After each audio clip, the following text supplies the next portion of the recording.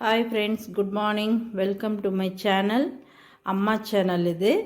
அது புதுசாக ஸ்டார்ட் பண்ணியிருக்கேன் நான். கொஞ்சம் சப்ஸ்கிரைபர் பண்ணுங்கள், லைக் பண்ணுங்கள், ஷேர் பண்ணுங்கள், கமெண்ட் பண்ணுங்கள். ஓகேவா? இப்போ ஒரு மாதமாக நான் வீடியோ போடவே இல்லை. பையன் வந்திருக்கிறதுனால என்னால் அதில் கான்சென்ட்ரேட் பண்ண முடியல. சரி, அவரே தான் சரி போடுங்க மம்மி இன்னிலேருந்துன்னு சொல்லி சொன்னாப்புல. அதனால தான் இப்போ போட்டுட்ருக்கேன், வீடியோ போடுறேன். என்ன இன்றைக்கி செய்ய போகிறோம்? டிஃபன் தான். என்ன செய்ய போகிறோன்னு பார்க்கலாம். இன்றைக்கி குதிரைவாலி அரிசி பொங்கல் செஞ்சுட்டு சட்னி அரைக்க போகிறோம். இன்றைக்கி வந்து ஷட் டவுன் எங்கள் ஊர்லலாம். அதனால் 9 மணிக்குள்ளேயே சட்னி எல்லாம் கொஞ்சம் அரைச்சி வச்சுக்கலாம், ரெடி பண்ணிகிட்ருக்கேன். வாங்க பார்க்கலாம். இது பாருங்கள், குதிரைவாலி அரிசியும் பாசிப்பருப்பும் ஊற வச்சுருக்கேன்.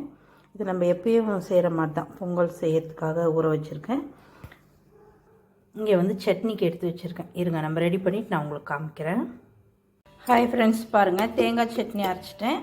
இது வந்து கொஞ்சம் புளி சட்னி மாதிரி கொஞ்சம் அரைச்சிருக்கேன் பொங்கலுக்காக. இருங்க, நம்ம பொங்கல் தாளிச்சு விட்டுடலாம். ஹாய் ஃப்ரெண்ட்ஸ், இங்கே பாருங்கள், தாளிச்சு விட்டுட்டேன். குதிரைவாலி அரிசி பொங்கல் எப்பயும் போல் தான், நம்ம எப்பயும் பொங்கல் செய்வோம் இல்லையா, அந்த மாதிரி தான். ஒரு 3 விசில் 4 விசில் விட்டுட்டு ஆஃப் பண்ணிடலாம். இருங்க காமிக்கிறேன். ஹாய் ஃப்ரெண்ட்ஸ், பார்த்தீங்களா, குதிரைவாலி அரிசி பொங்கல் பாசிப்பருப்பு போட்டு நம்ம எப்பயும் பொங்கல் செய்கிற மாதிரி செய்யலாம். பாருங்கள், இது கார சட்னி, இது தேங்காய் சட்னி. இது நம்ம இந்த மாதிரி ஒயிட் ரைஸே எடுத்துக்கிறத விட இந்த மாதிரி எடுத்துக்கிட்டோம்னா நம்ம ஹெல்த்துக்கு கொஞ்சம் நல்லது. அதனால் நான் இன்னிலேருந்து இதை கண்டினியூ பண்ணலான்னு இருக்கேன். நீங்களாம் இது மாதிரி ட்ரை பண்ணியிருக்கீங்களா என்னென்னு எனக்கு கமெண்ட் பண்ணுங்கள். நம்மளோட ஹெல்த்து ரொம்ப முக்கியம் இல்லையா? அடுத்த நிமிஷம் என்ன நடக்கும் நம்மளுக்கு தெரியாது தான். இருந்தாலும் இருக்கிற வரைக்கும் நம்மளோட உடம்ப நம்ம பாதுகாத்துக்கணும். அதனால் அடிக்கடி வாரத்துக்கு ஒரு 2 நாளோ 3 நாளோ இந்த மாதிரி நவதானியங்களை எடுத்து, இந்த மாதிரி குதிரைவாலி, சிவப்பு கவுனி அரிசி, மாப்பிள்ளை சம்பா இதெல்லாம் கொஞ்சம் கொஞ்சம் அப்பப்போ எடுத்துக்கோங்க. விலையும் கொஞ்சம் ஜாஸ்தியாக தான் இருக்குது. இருந்தாலும் நம்ம உடம்புக்காக நம்ம கொஞ்சம் ஹாஸ்பிட்டலுக்கு செலவு பண்ணுறதை விட இப்படி நம்ம சாப்பாட்டில் நம்ம உடம்பு கொஞ்சம் ரெடி பண்ணிக்கிறதுக்கு நம்ம பார்க்கணும்.